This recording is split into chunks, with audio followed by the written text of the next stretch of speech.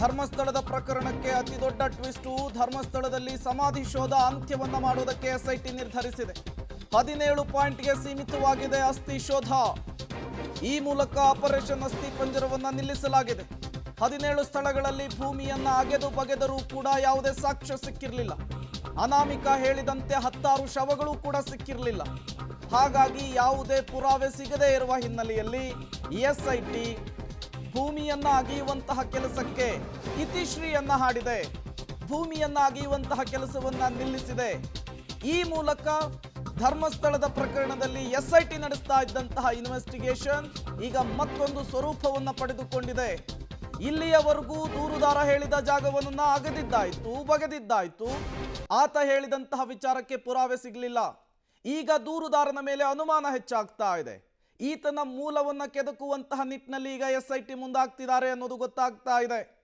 ಈ ಮೂಲಕ SIT investigation ಮತ್ತಷ್ಟು ರೋಚಕ ಘಟ್ಟವನ್ನು ತಲುಪ್ತಾ ಇದೆ.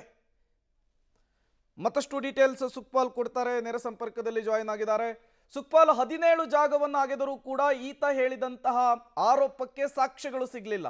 ಈಗ ಉತ್ಖನನದ ಪ್ರಕ್ರಿಯೆಯನ್ನು ನಿಲ್ಲಿಸೋದಕ್ಕೆ ಎಸ್ಐಟಿ ನಿರ್ಧರಿಸಿದೆ. ಹಾಗಾದ್ರೆ ಮಧ್ಯಂತರ ವರದಿಯನ್ನು ಕೂಡ ಸಲ್ಲಿಸೇ ಬಿಡುತ್ತಾ ಎಸ್ಐಟಿ ಸರ್ಕಾರಕ್ಕೆ? ಏನ್ ಕಥೆ ಅಂತ ಹೇಳಿ.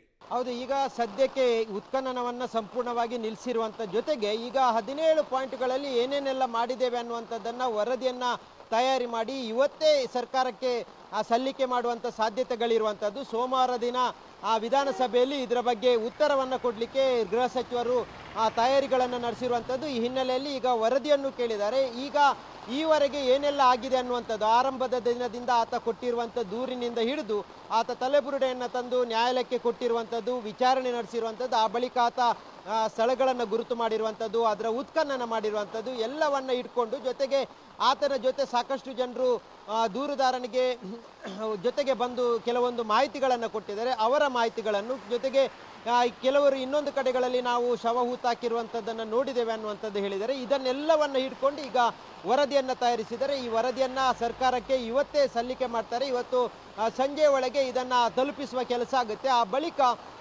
ಸೋಮವಾರದಂದು ಇದನ್ನು ವಿಧಾನಸಭೆಯಲ್ಲಿ ಸ್ವತಃ ಗೃಹ ಸಚಿವರು ಈ ಎಲ್ಲ ವಿಚಾರದ ಬಗ್ಗೆ ಈವರೆಗೆ ನಡೆದಿರುವಂಥ ಬೆಳವಣಿಗೆ ಬಗ್ಗೆ ರಾಜ್ಯದ ಜನತೆಗೆ ತಿಳಿಸಲಿದ್ದಾರೆ. ಅದರ ಜೊತೆಗೆ ಈತ ಯಾರು ಏನು ಅನ್ನೋದ್ರ ಬಗ್ಗೆನೂ ತನಿಖೆ ಮಾಡಬೇಕು ಅನ್ನುವಂಥ ಹಿನ್ನೆಲೆಯಲ್ಲಿ ಈಗ ಎಸ್ಐಟಿ ಅಧಿಕಾರಿಗಳು ಇಲ್ಲಿಗೆ ಸುಮ್ಮನಾಗೋದಿಲ್ಲ. ಕೇವಲ ಉತ್ಖನನ ಮಾಡಿ ಆತ ಹೇಳಿದ ರೀತಿಯಲ್ಲಿ ಕೇವಲ ಭೂಮಿಯನ್ನು ಅಗೆದು ಸುಮ್ಮನೆ ಇರುವಂಥ ಪ್ರಶ್ನೆ ಇಲ್ಲ. ಮುಂದೆ ಆತ ಯಾವ ಕಾರಣಕ್ಕಾಗಿ ಇದನ್ನು ಮಾಡಿದ್ದಾನೆ, ಈತ ಕೇವಲ ಪಾತ್ರಧಾರಿ, ಈತನ ಸೂತ್ರಧಾರಿ ಯಾರಿದ್ದಾರೆ ಅನ್ನುವಂಥದ್ದನ್ನು ಕಂಡುಹಿಡಿಬೇಕು. ಅದರ ಬಗ್ಗೆ ಈಗಾಗಲೇ ಸಾಕಷ್ಟು ಮಾಹಿತಿಯನ್ನು ಎಸ್ಐಟಿ ಅಧಿಕಾರಿಗಳು ಕಲೆ ಹಾಕ್ಕೊಂಡಿದ್ದಾರೆ. ಅದು ಯಾರು ಏನು ಅನ್ನುವಂಥದ್ದು ಈಗ ಸದ್ಯದ ಮಟ್ಟಿಗೆ ಎಸ್ಐಟಿ ಅಧಿಕಾರಿಗಳ ಜೊತೆ ಮಾಹಿತಿ ಇರುವಂಥದ್ದು. ಈ ಒಂದು ಮಾಹಿತಿಯ ಹಿನ್ನೆಲೆಯಲ್ಲಿ ಇಡೀ ಪ್ರಕರಣದ ತನಿಖೆಯನ್ನು ಮುಂದುವರಿಸ್ತಾರೆ. ಇಲ್ಲಿಗೆ ತನಿಖೆಯನ್ನು ಸ್ಥಗಿತಗೊಳಿಸೋದಿಲ್ಲ. ಈಗ ಸದ್ಯದ ಮಟ್ಟಿಗೆ ಉತ್ಖನನವನ್ನು ಸಂಪೂರ್ಣವಾಗಿ ಸ್ಥಗಿತಗೊಳಿಸ್ತಾರೆ. ಇನ್ನು ಆತ ಹೇಳಿದ ಯಾವುದೇ ಜಾಗವನ್ನು ಪಾಯಿಂಟ್ ಗುರುತು ಮಾಡುವಂಥದ್ದಾಗಲಿ ಅಥವಾ ಉತ್ಖನನ ಮಾಡುವಂಥದ್ದಾಗಲಿ ಮಾಡೋದಿಲ್ಲ.